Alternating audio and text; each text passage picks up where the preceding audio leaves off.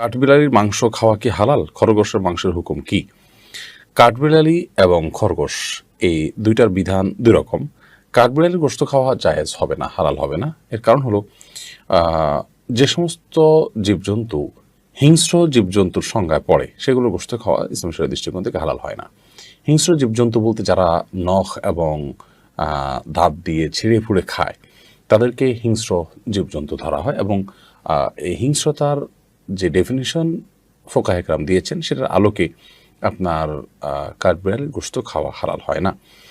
আর এর বাইরে খরগোশের গোশত এটিকে খাওয়া হালাল হালাল নবী করিম সাল্লাল্লাহু আলাইহি ওয়াসাল্লাম যে খেয়েছেন সাহাবায়ে কেরামকে খাওয়ার অনুমতি দিয়েছেন বিধায় খরগোশ এর গোশত আমরা খেতে পারবো, কিন্তু কাঠবিড়ালির গোশত আমরা খেতে পারবো না। কাঠবিড়ালির সহ এই জাতীয় অনেক প্রাণী আছে যেগুলো মানে আমরা প্রচলিত অর্থে হয়তো হিংস্র নাও বলতে পারি, কিন্তু ফুকাহে কেরাম হিংস্রতার যে বা হিংস্র প্রাণী হওয়ার জন্য যে ডেফিনেশন দিয়েছেন তার মধ্যে এটি পড়ে যাওয়ার কারণে সেটি খাওয়া হালাল নয়।